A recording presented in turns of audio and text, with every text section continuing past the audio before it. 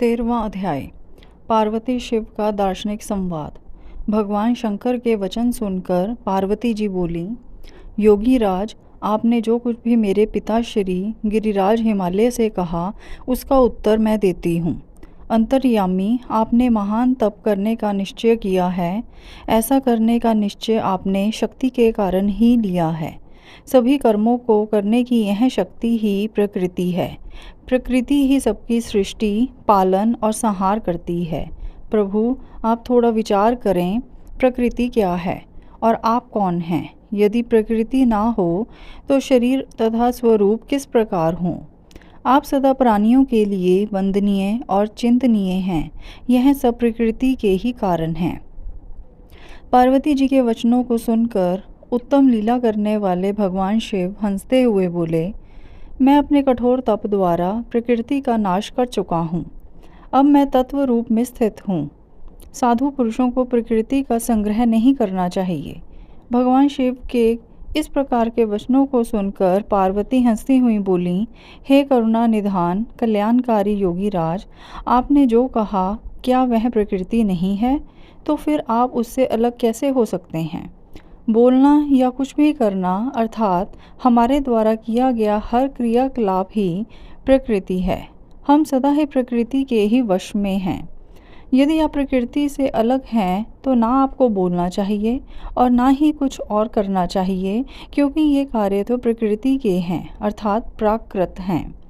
भगवान, आप हंसते, सुनते, खाते, देखते और करते हैं, वह सब भी तो प्रकृति का ही कार्य है। इसलिए व्यर्थ के वाद विवाद से कोई लाभ नहीं है। यदि आप वाकई प्रकृति से अलग हैं तो इस समय यहाँ तपस्या क्यों कर रहे हैं? सच तो यह है कि आप प्रकृति के वश में हैं और इस समय अपने स्वरूप को खोजने के लिए ही तपस्या में लीन रहना चाहते हैं। योगी राज, आप किस प्रकार की बात कर रहे हैं? थोड़ा विचार कर कहें। यदि आपने प्रकृति का नाश कर डाला है तो आप किस प्रकार विद्यमान रहेंगे, क्योंकि संसार तो सदा से ही प्रकृति से बंधा हुआ है। क्या आप प्रकृति का यह तत्व नहीं जान रहे हैं कि मैं ही प्रकृति हूँ? आप पुरुष हैं, यह पूर्णतः सच है। मेरे ही कारण आप सगुण और साकार माने जाते हैं। भगवान, आप जितेंद्रिय होने पर भी प्रकृति के अनुसार ही कर्म करते हैं। हे महादेव, यदि आप यही मानते हैं कि आप प्रकृति से अलग हैं तो आपको मेरे किसी भी सेवा से और किसी भी प्रकार से डरना नहीं चाहिए।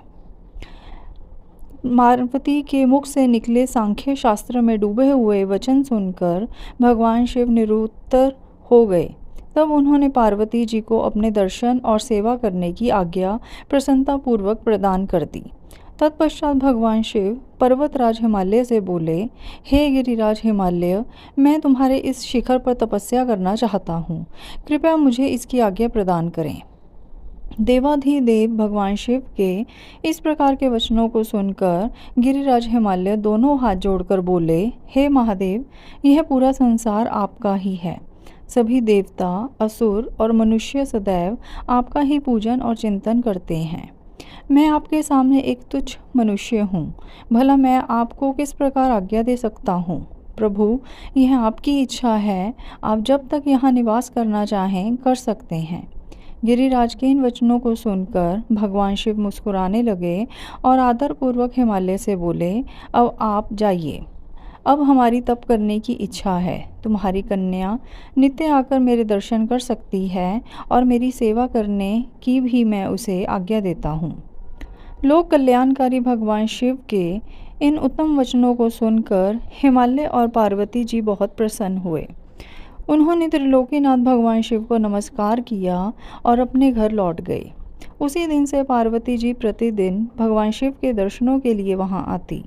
उस समय उनके साथ उनकी 2 सखियां भी वहां जातीं और भक्तिपूर्वक शिव जी की सेवा करतीं। वे महादेव के चरणों को धोकर उस चरणामृत को पीती थीं। तत्पश्चात उनके चरणों को पहुँचती, फिर उनका षोडशोपचार अर्थात 16 उपचारों से विधिवत पूजन करने के पश्चात अपने घर वापस लौट आती। इस प्रकार प्रतिदिन शिवजी का पूजन करते हुए बहुत समय व्यतीत हो गया। कभी कभी पार्वती जी अपनी सखियों के साथ वहाँ भक्तिपूर्वक उनके भजनों को भी गाती थीं। एक दिन सदाशिव ने पार्वती जी को इस प्रकार अपनी सेवा में तत्पर देखकर विचार किया कि जब इनके हृदय में उपजे अभिमान के बीज के अंकुर का नाश हो जाएगा, तभी मैं इनका पानी ग्रहण करूँगा। ऐसा सोचकर लीलाधारी भगवान शिव पुनः ध्यान में मगन हो गए। तब उनका मन चिंता मुक्त हो गया। तब देवी पार्वती भगवान शिव के रूप का चिंतन करती हुई भक्ति भाव से उनकी सेवा करती रहती। भगवान शंकर भी शुद्ध भाव से पार्वती को प्रतिदिन दर्शन देते थे। इसी बीच इंद्र और अन्य देवता व मुनि ब्रह्मा जी के पास पहुँचे। ब्रह्मा जी की आज्ञा से कामदेव हिमालय पर्वत पर गए। सभी देवताओं के कार्य की सिद्धि हेतु काम की प्रेरणा से वे पार्वती शिव का संयोग कराना चाहते थे।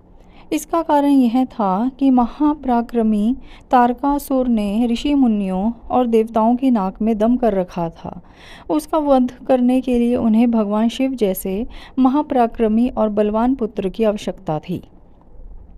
कामदेव ने हिमालय के शिखर पर पहुंचकर अनेक यत्न किए, परंतु भगवान शिव काम की माया से मोहित न हो सके। उन्होंने क्रोध से कामदेव को भस्म कर दिया। अब शक्ति में ही सामर्थ्य थी कि शिव को मोहित कर वे देवताओं की इच्छा को साकार करती। इसीलिए काम के अनंग होने के बाद जन कल्याण के लिए तथा अपने व्रत को पूरा करने के लिए पार्वती ने मन ही मन शिवजी को पति रूप में पाने का दृढ़ निश्चय कर लिया। कठोर तपस्या करके देवी पार्वती ने शिवजी के हृदय को जीत लिया।